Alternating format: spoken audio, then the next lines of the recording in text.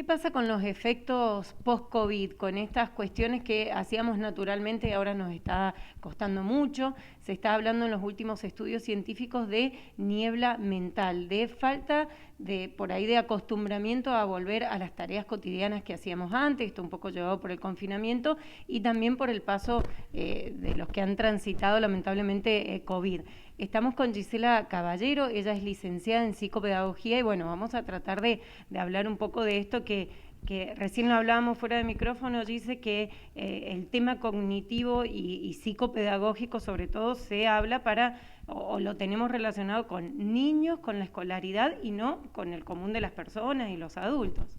Así es, la psicopedagogía en realidad la sociedad la tiene como que es un área específicamente de niños, de escuelas y de niños con discapacidad. Sí, es un área que abarca todo esto, pero abarca mucho más, ¿sí? Desde el nacimiento hasta el último día uno tiene que estar atento a sus funciones cognitivas, a su manera de aprender o desaprender conductas y a la estimulación que tenemos que tener en cuenta.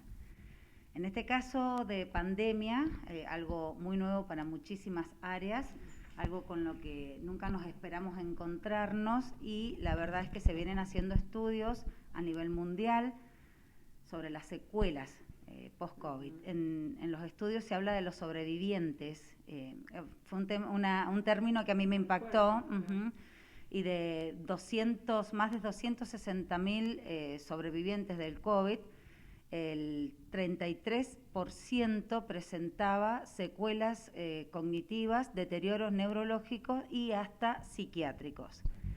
Se ha estado viendo que después de los 6 meses es una fecha muy importante después que has tenido COVID para estar atento a diferentes síntomas que puedan aparecer. ¿Cuáles pueden ser estos síntomas? Todo va a depender de la parte que más atacó el virus, la parte de tu cuerpo que más se inflamó, si tuvo que ver con tu cerebro, con los pulmones, si tuvo que ver con la parte vascular, entonces podemos estar frente a una nueva neumonía o a algún edema pulmonar.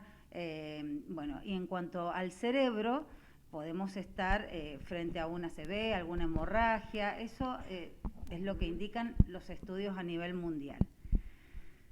Pero hay un dato muy alarmante que debemos tener en cuenta y por eso también gracias a ustedes por este espacio, porque más de uno de los oyentes va a poder reconocerse o va a poder advertir o prevenir a alguna de las personas que conozcan que hayan pasado por el COVID.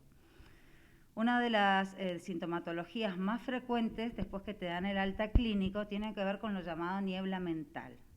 La niebla mental en realidad se va a afectar todo lo que sea nuestra memoria, nuestra concentración y nuestra atención. ¿Cómo lo vamos a ver? Vamos a sentir que nuestro procesamiento, nuestro razonamiento frente a alguna situación está más lento, que necesitamos más tiempo para procesar, para responder frente a una situación.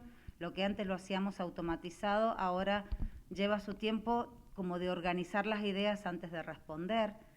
Pero a todo esto también se le pueden sumar síntomas físicos como la cefalea, como el cansancio. Hay ciertas partes del cuerpo que pueden adormecerse o sentir un hormigueo. Bueno, todo esto es lo que va quedando que no hay que darle menor importancia. Todo esto tiene que tener importancia, tenemos que ir registrando lo que vamos sintiendo para poder hacer el seguimiento que todos los médicos recomiendan, ¿no? Una vez que tenemos el alta clínica, no quiere decir que ya todo pasó y que estamos libres. Quizás sí libres del virus, pero hay que ver qué secuela, qué dejó y por qué estar atento a esto, para poder trabajar a tiempo. No naturalizar, decir, ay, estoy más perdida, estoy más cansada. Esto tiene un porqué, podemos trabajarlo. Y lo que nos llega mucho al consultorio, derivados por médicos clínicos con un diagnóstico de deterioro cognitivo post-COVID, nosotros como psicopedagogas no podemos emitir un diagnóstico que tenga que ver con lo neurológico, como demencia o deterioro en sí o Alzheimer, pero sí empezamos con una evaluación de las funciones cognitivas básicas evaluamos la atención, la concentración, la memoria, la capacidad de clasificación, de organización, de planificación. Evaluamos también el contexto, si la persona es capaz de percibir lo que la rodea, si es capaz de reproducirlo a través de un dibujo. Evaluamos también si está orientada espacio-temporalmente. Otra de las secuelas que ha quedado en muchas personas es que no recuerdan si fue esta mañana o fue ayer o me dijo. Entonces, esa niebla mental, esa confusión, esa lentitud para responder, para evocar, para decir, yo iba a hacer... eso nos tiene que llamar la atención para poder trabajarlo a tiempo. En muchos casos tiene que ver con que las funciones cognitivas ya durante el confinamiento, durante esta restricción que tuvimos tan largas, ya empieza a afectarse. ¿Por qué? Porque todo esto depende de cómo veníamos nosotras con nuestra función cognitiva. Y en este confinamiento, ¿cuál fue nuestro contexto? ¿Cuál fue el apoyo familiar que tuvimos? Si la pasamos sola, si hubo una pérdida de un trabajo, pérdida familiar, alguna separación. Bueno, todo esto incide obviamente en nuestra salud mental. También se recurrieron a hábitos no saludables durante el confinamiento, ¿no? Hubo una demanda mayor de harinas y por ahí hay personas que el exceso de consumos de harinas de trigo influye directamente sobre sus funciones cognitivas, sobre la salud de su cerebro. Se recurrieron a hábitos como fumar, como mayor ingesta de alcohol. Y el sedentarismo, no salir al aire libre, había muchas cuestiones que estaban prohibidas y también hacían que ese encierro aún sea mucho más duro.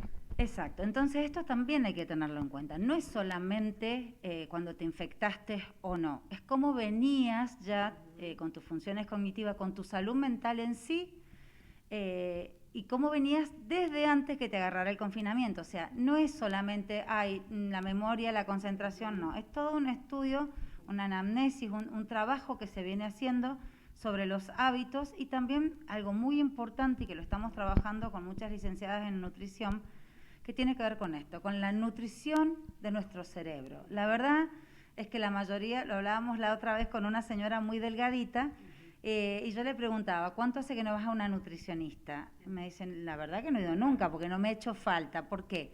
Asociamos nutricionista con pérdida de peso. Entonces, digo, bueno, no, vamos a ir a hacer una evaluación, cómo están todas tus vitaminas, tus minerales, cómo está tu cerebro alimentado.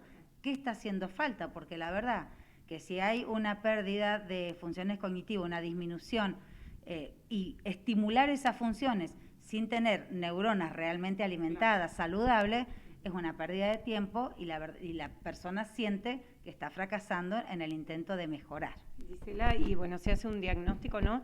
Pero hay ejercicios que ayuden, ¿no?, a fortalecer, a volver a recuperar, porque hablábamos de la niebla mental y no es por ahí de largo plazo ni permanente, pero capaz que uno va al kiosco y no sabe cómo contar el dinero. Hay casos cercanos que ha pasado así.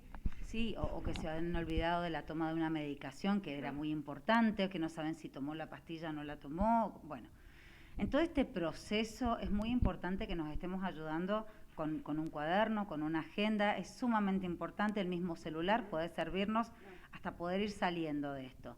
La evaluación de las funciones cognitivas es la base, es saber cómo estamos, desde dónde vamos a partir.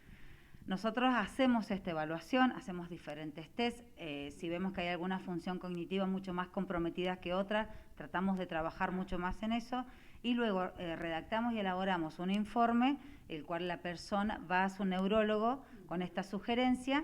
Si lo que vemos es esta niebla mental, esta confusión, empezamos a trabajar con estimulación de funciones cognitivas, que tiene que ver mucho con sopa de letras, mucho con crucigramas, mucho con juegos de razonamiento, con cálculos, con situaciones problemáticas, con reproducción, como te decía recién, de lo que lo rodea y poder reproducirlo en un papel, ver el procesamiento que hay entre la información que ingresa y la que está egresando. Entonces vamos evaluando muy profundamente para poder hacer el informe lo más completo posible que le llegue al profesional en neurología. ¿Y qué ejercicio, qué tips nos podés dejar para hacer cada uno cotidianamente? Vas manejando, estás cocinando, estás en tu casa sentada mirando la tele. ¿Qué podés hacer para ir estimulando justamente estas funciones cognitivas?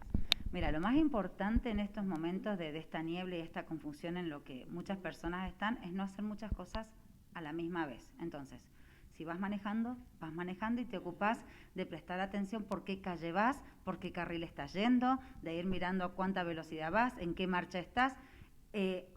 Concentrarte en esa actividad que estás haciendo. Si vos te sentás en tu casa y vas a ver un programa de televisión, realmente sentarte y estar enfocado el tiempo que dure ese programa y prestar atención a lo que dice, a la ropa que tiene puesta, a los colores. Ahí vas estimulando clasificación, análisis, síntesis y un montón de funciones. No es recomendable en esta etapa estar haciendo los deberes con el niño, a la vez cocinando, mirando el noticiero, contestando un mensaje, porque toda esta mezcla de actividades no la vamos a poder sostener y nos lleva a la frustración. Nos lleva a que todo lo hicimos mal, me olvidé de esto, me olvidé de comprar el otro, no respondí el mensaje, no sé qué me dijo. Entonces, vamos de a paso, vamos de a poco, anotemos lo que creemos que es muy importante, que no se nos puede pasar, enfoquémonos en una actividad y sobre todo veamos cómo está nuestra salud neuronal. Ir a una nutricionista, explicarle lo que está pasando, que la nutricionista pida análisis, o nuestro médico clínico también puede ser que nos pida sobre todo minerales y vitaminas, ver cómo está la salud y cambiar de hábitos. En muchas ocasiones es necesario incorporar nueva alimentación y desechar hábitos que realmente no están ayudándonos porque no están alimentando nuestras neuronas, al contrario. Bien. Gisela, ¿en dónde te ubicamos? ¿A través de las redes sociales o en el consultorio? Sí, en el consultorio, en las redes sociales, estoy como licenciada Gisela Caballero, y en el consultorio en el Instituto Aprender, Masa 217. Es importante, el adulto cree que por tener menos de 60 años no necesita una evaluación. Es importante que la familia acompañe. Me ha pasado de casos que llegan las mamás con los hijos porque hay información que uno le pide y el adulto o la persona en esta situación de confusión no recuerda. Entonces es muy importante que vaya un familiar que pueda respaldar o decir, no, eso no pasó así, pasó de esta manera.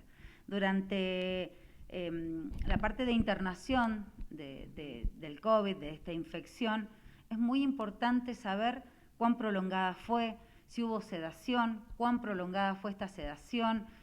Todos esos datos son sumamente importantes para saber qué ha pasado con nuestras funciones cognitivas, hasta dónde puede haber habido algún daño, alguna lesión, si es permanente, si la vamos a poder recuperar. Y eso justamente te iba a consultar, ¿es revertible? Mira, todo depende de cada persona, como te decía, de cuál fue la mayor inflamación que produjo este virus, en qué parte del cuerpo, es donde más nos vamos a tener que enfocar. Pero esta niebla mental le está pasando a más del 70% de las personas. Entonces, digo, vayamos teniendo en cuenta nuestro cuerpo en lo físico, nuestra salud mental y nuestra salud emocional. No solamente por tener el alta clínico quiere decir que estamos al 100% del rendimiento. Seamos pacientes con nosotros mismos y empecemos a ocuparnos de uno mismo. No está todo bien si vos te estás olvidando, si vos no podés evocar, si vos estás confusa, si vos te sentís como perdida. Son señales de alarma y una consulta a tiempo puede prevenir muchas dificultades posteriores.